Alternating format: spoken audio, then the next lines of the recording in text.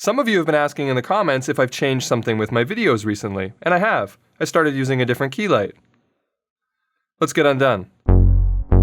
Gerald Undone. He's crazy. What's happening, everybody? I'm Gerald Undone, and... But I'm not crazy, I'm just a little unwell. I know right now you can't tell, but stay a while and maybe then you'll see. So today's video isn't going to be a standard review, but rather I'd like to start a discussion about design, because the biggest difference between my new light and my old light, in my opinion, is a smarter and more rugged design. But those design improvements also take the price from $278 up to $498. So I'm going to show you all those design improvements, and then I want you to let me know in the comments if those are features that you think are worth spending the extra money for, or if you'd rather have the old design and save the money. So here's my old light, the Aputure HR672W, and I've been recommending this panel for quite a while now and have shot a lot of my videos with it. It's mostly plastic and features some rather poorly implemented design choices, but it does work quite well, and when placed behind an umbrella, you get a nice, accurate, and soft light. This light comes in at $278 US, but if you're willing to spend $500, then you can get Aputure's flagship model,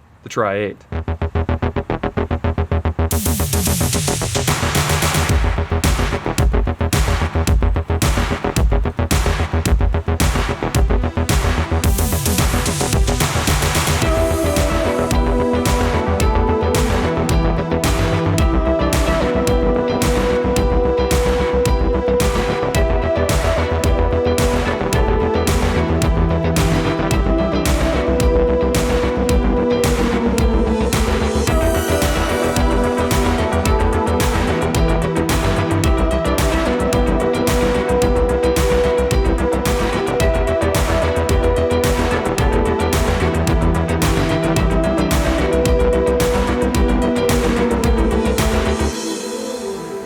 So before we get into that design question, let's just do a quick comparison of the lights. After a little tweaking, I was able to get them to look pretty similar. Both have a color accuracy of greater than 95 on CRI, and in this comparison, both are lighting me from the same position behind an umbrella. The temperatures read a little different though. The 672 is a daylight panel at 5500 Kelvin, but the Tri-8 is a bicolor panel and is a tad off. I had to set it to 5900 Kelvin to get it to match the 672. It also runs a little bit more red than the 672, but thankfully Aputure included a plus green filter, which not only removes the excess red and magenta, but also increases the overall color accuracy of the panel. The other difference is the beam angle. The 672W has a wide beam angle of 75 degrees and can fill up an umbrella nicely even when placed quite close to it. And when using an umbrella, you definitely want to fill it up as much as possible in order to give you a larger light source, which will give you a softer light. But the Tri-8 has a rather spotty beam angle of only 25 degrees, which makes it worse for umbrella use, and modifications needed to be made. First, I had to create more distance between the panel and the umbrella in order to allow it a chance to fill it better,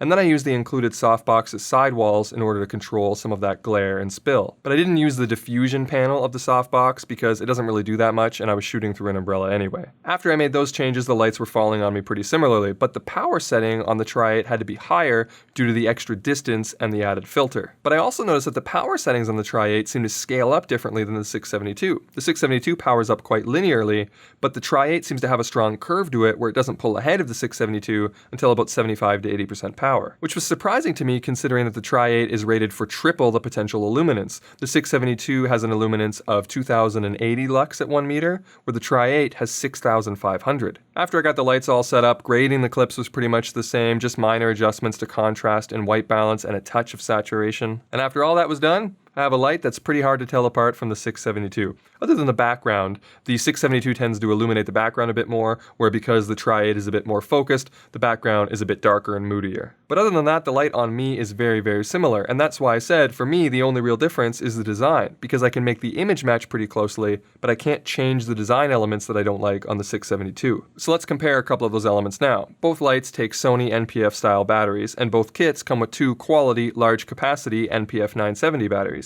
But the 672's battery slots are frustrating and painful to use. You have to jam your fingernail into this little plastic groove to push down this tongue thing to make the battery come out, and it rarely works, and you constantly feel like you're going to break something, and you almost always hurt your finger. On the Tri-8, you just slide them in vertically, not horizontally, and when you want to take them out, there's this button you can press, which is red and aesthetically pleasing, and the batteries just come out with no trouble. If you want to use mains power, the Tri-8 has the AC adapter affixed to the panel, so there's nothing dangling, and you just put the power cord into it, and it's secure and tidy. And the the adapter can be replaced with a V-mount plate if you prefer to use larger batteries because there's a D-tap input on the side. On the 672 there is a dangling adapter, and what's worse is it uses a mini DIN connector which sticks out from the panel and does not feel secure and is easy to break. But the whole panel is kind of easy to break on the 672. It's light, which is nice, but it's just plastic and I can't imagine it would fare well after a fall. The Tri-8 on the other hand is metal, and the entire body is actually just a heat sink for the panel to keep it cool, which is another interesting design idea, and that heat sink looks awesome in that red finish. And it has these great handles that make it easy to hold without sticking your fingers on the panel, and it allows it to stand up by itself without putting pressure on the batteries. And if you have batteries and mains power connected at the same time, both panels will allow you to charge the batteries, but the 672 only gives you a rudimentary bar display, where the Tri-8 gives you a percentage with a time remaining indicator, which is pretty great. The knob on the Tri-8 is better too. It's dampened and feels more precise when changing the output or temperature, where the 672's knob feels a little sloppy at times. But both come with the same wireless remote, which works quite well and will work on either panel. The 672 has exposed diodes that you need to be mindful of, so I strongly suggest that you keep this diffusion panel deployed at all times. But even that feels a little bit cheap, and it can be kind of hard sometimes to get it to lock in. The Tri-8, on the other hand, has a really strong clear plastic protecting the diodes that doesn't come off and really seems like it could take a beating. The diodes themselves are also distributed in a smarter way on the Tri-8, and it's not just to resemble the Aputure logo, but it helps break up the patterns and shadow splicing that's often caused by rows of diodes in typical LED panels. To further help this cause, the Tri-8 also comes with Aputure's EasyBox softbox contraption, but I personally hate that thing. Because it was included with the Tri-8, it doesn't really bother me that much, and like I was saying, I use the sidewalls out of it, but I bought one of these things separately for the 672 a while back, and it is definitely not worth the money. They don't really soften the light that much, and they're a complete pain to put on when they're fully disassembled. And it's so much easier just to pop an umbrella open in front of one of these panels, and not only does it give a much better result, but it's quite a bit cheaper than the $65 EasyBox. But because I like putting these panels behind umbrellas so much, I am appreciative that each panel comes with a head that has a built-in umbrella holder. However, that head might be the only bad design choice on the Tri-8, considering that it's plastic and the Tri-8 is so much heavier than the 672 is, which I think that head is fine for. It seems like a questionable choice to use a plastic head on such a heavy light. And in fact, Caleb over at DSLR Video Shooter posted that just 2 weeks after using it, he's already had a crack in it trying to hold up the Tri-8. And unfortunately, almost 2 years later, they still haven't updated that head inside the package. However, to end on a positive, even the carrying case for the Tri-8 is much nicer and more aesthetically pleasing. You just get a more premium experience all the way around. Anyway, that's pretty much it. The Tri-8 isn't a brand new light by any means. It has been out for a little while, but I didn't see any comparisons on YouTube between it and the 672. So I figured I'd make one and give the Tri-8 a little bit of a test run as my key light for a little while, since I didn't actually get one when they first came out. But now let's get back to my question about if you would pay more for a smarter design, and if so, how much more? I would still recommend the 672W to somebody who had needs similar to mine and who had a budget of under $300. But if their budget was increased to $500, would I recommend the Tri-8 instead? And I'm not sure. One of the things that we didn't really talk about on the Tri-8 is that it has a bi-color range. It's great that it can go all the way down to 2300 Kelvin and then up to 6800 Kelvin without losing much output.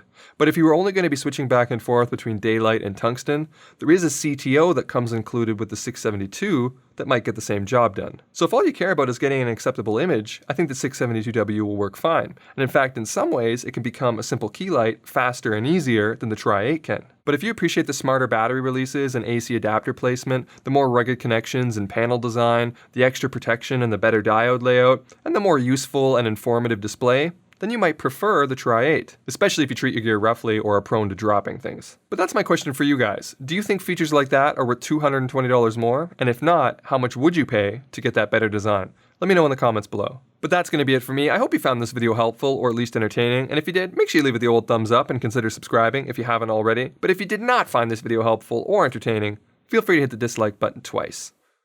Alright, I'm done.